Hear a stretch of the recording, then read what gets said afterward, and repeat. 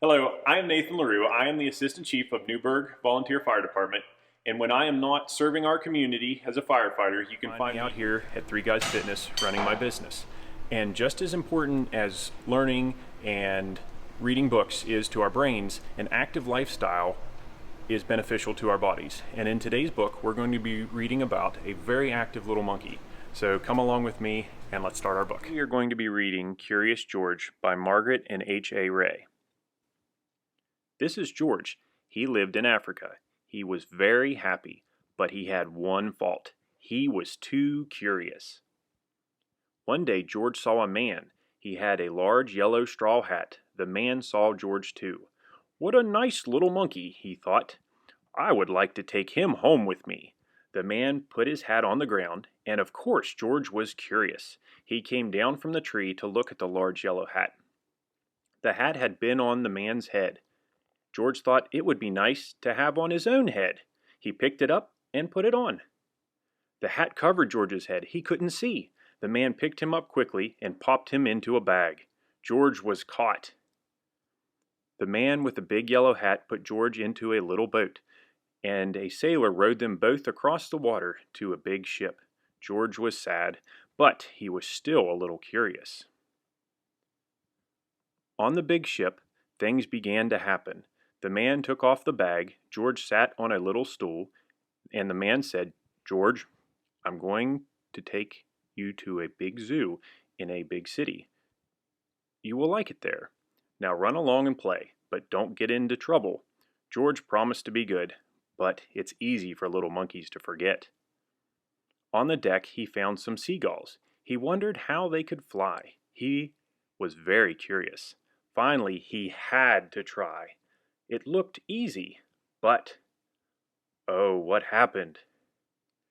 First this, and then this. Where is George? The sailors looked and looked. At last they saw him, struggling in the water, and almost all tired out. Man overboard, the sailors cried as they threw him a life belt. George caught it and held on. At last he was safe on board. After that, George was more careful to be a good monkey, until at last the long trip was over. George said goodbye to the kind sailors, and he and the man with the yellow hat walked off the ship on to the shore and on into the city to the man's house. After a good meal, a good pipe, George felt very tired. He crawled into bed and fell asleep at once. The next morning, the man telephoned the zoo. George watched him. He was fascinated. Then the man went away. George was curious. He wanted to telephone too. 1, 2, 3, 4, 5, 6, 7. What fun! Ding-a-ling, a-ling. George had telephoned the fire station. The firemen rushed to the telephone. Hello? Hello? They said, but there was no answer. Then they looked for the signal on the big map that showed where the telephone call had came from. They didn't know it was George. They thought it was a real fire. Hurry, hurry, hurry! The firemen jumped into the fire engines and on to the hook and ladders. Ding dong, ding dong, ding dong. Everyone out of the way. Hurry, hurry, hurry! The firemen rushed into the house. They opened the door. No fire? Only a naughty little monkey. Oh, catch him, they cried. George tried to run away. He almost did, but he got caught in the telephone wire. And a thin fireman caught one arm, and a fat fireman caught the other. You fooled the fire department, they said.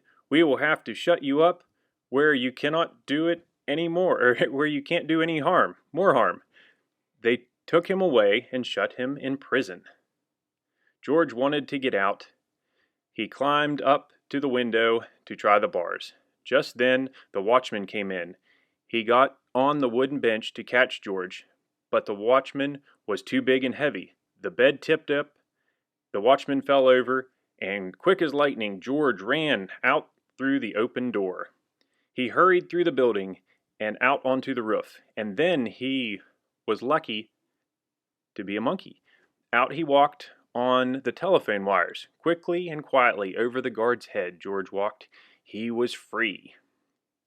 Down in the street, outside the prison wall, stood a balloon man. A little girl bought a balloon for her brother. George watched. He was curious again.